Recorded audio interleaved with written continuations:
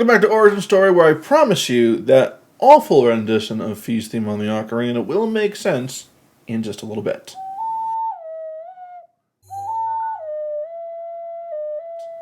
If this is your first time here, my name is John Duffy, editor for the channel. On this series, I work my butt off so that I can overcome decades of bad lifestyle choices and habits to make myself stronger, more talented, and lose weight so I can become a hero. And in this episode, guys, today we are talking about something that I think is extremely important for every one of us to take a moment to think about. Debt.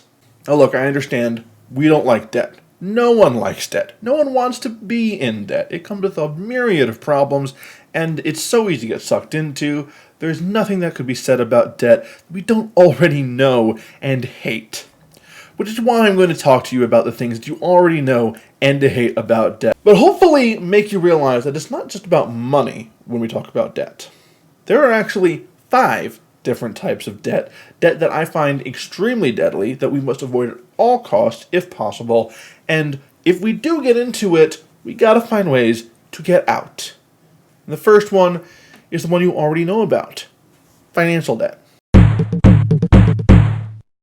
Financial debt often just starts off small, with your first credit card. You know, what's $50 on a Visa gonna do, huh? Not gonna kill anybody, it's not gonna bankrupt you. It's just $50. It could also be, you know, the few $1,000s you put down to buy your first ever car. It was a piece of crap car, but it was just enough to get you from A to B, and $3,000, $4,000, $5,000, you could pay that off in a few years if you're being diligent with it. And you know what?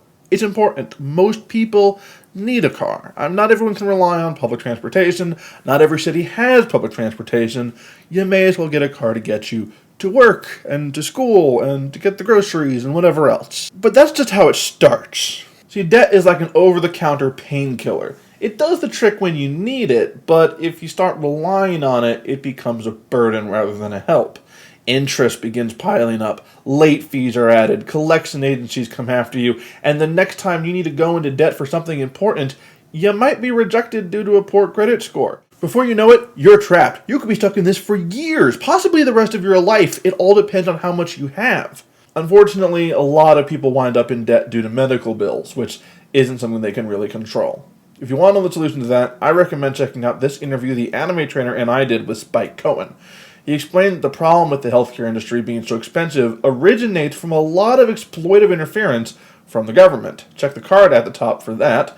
But in this video, we're specifically talking about the kind of debt you can control. The debt that you voluntarily put yourself into. Even if you felt like you had no choice, it's kind of the stuff that, you know, you could have found another way around it, but it made the most sense at the time.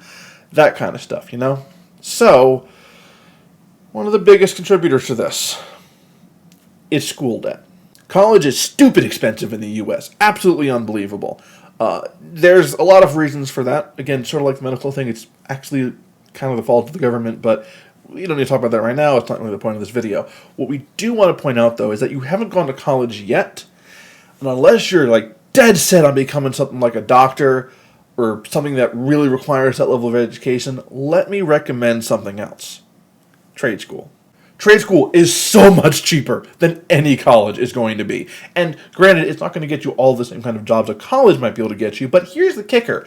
Trade school jobs are almost always in demand and almost always really well-paying jobs. You get out of college, there is no guarantee you're going to find a job in your field. I know plenty of people who came out of college and they never got a job in the field that they spent 4 years and tens of thousands or even hundreds of thousands of dollars working towards. So that is a lot of debt that they now have, and they don't have the high-paying job their degree was supposed to get them to help pay for that debt. So you got to be responsible. And if you think that college is exactly what you want and you couldn't live with yourself if you didn't get this job that needs a college degree, then go for it. More power to you. But for the rest of us, think about trade school. It could potentially be what changes your life and makes it better than the friends of yours that are going for college. A prime example of this is my father-in-law. Now, he graduated from medical school to become a pharmacist 15 years ago. And it took him 10 years before he finally found a pharmacy job that is actually going to pay him well and keep him on. A lot of pharmacy jobs that he was living around were just not willing to take him on because he had a family and they would need to pay more for insurance for him, and they just didn't want to do that, so they wouldn't really take him on for very long. They wanted younger people that were fresh out of school. He got this job, this degree later in life after he got out of the military. He'll be paying off that school debt and his house debt for the rest of his life. So stay away from financial debt as much as you can. Got it? Okay. When we eat more than we exercise, we wind up with a caloric surplus, which leads to, it leads to me. It's not easy to overcome this kind of debt. You see me trying for years now on this channel. And I make progress, and eventually, because I've got, decades worth of bad lifestyle habits that keep coming back to haunt me, it makes it much harder for me to keep going. Now, a good thing, what this show has hopefully proven, is that giving up is the only thing that keeps you from succeeding. But that doesn't mean it's easy to succeed anyway. So a health debt.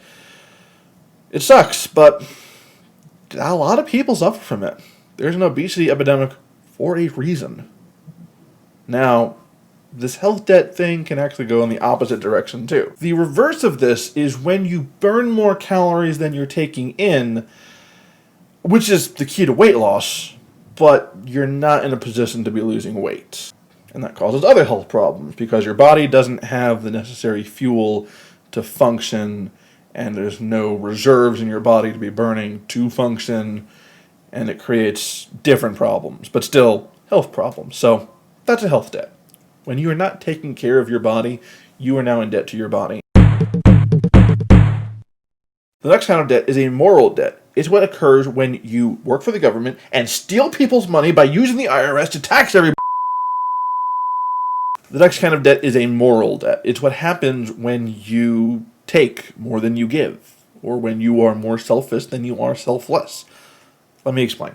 Something that we like to say on this channel is that strength is the virtue that allows all other virtues to exist. In other words, your good intentions mean nothing if you can't back them up.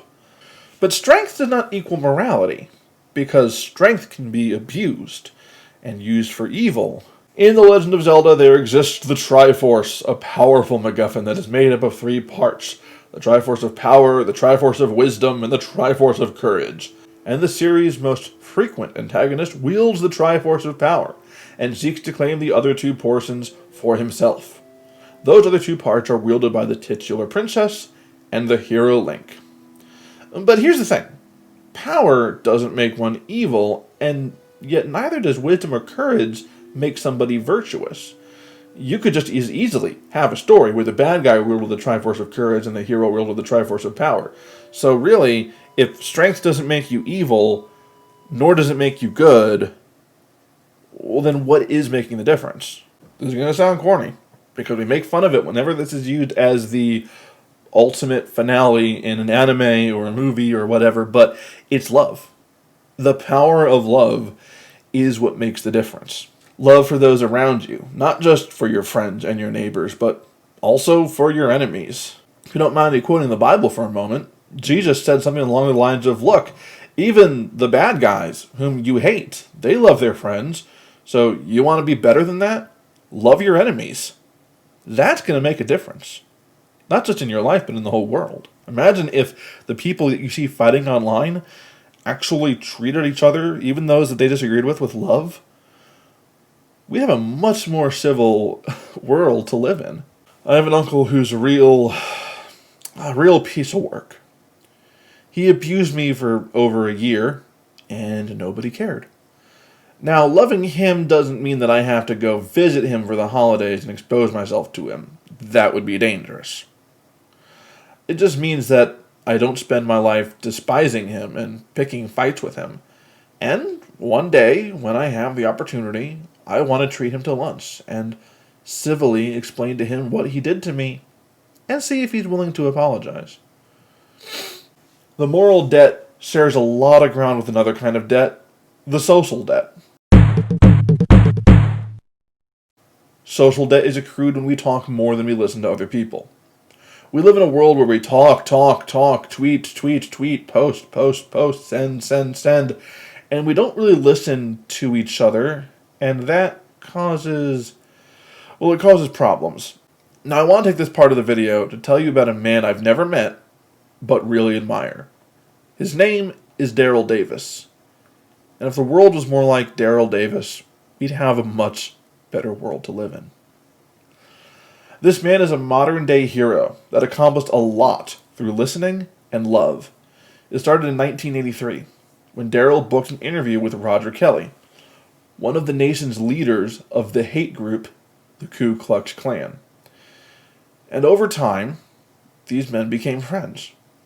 And Roger Kelly, along with 12 other members that Daryl befriended, quit the KKK, got rid of their robes, and no longer believed the hateful ideas that they once taught.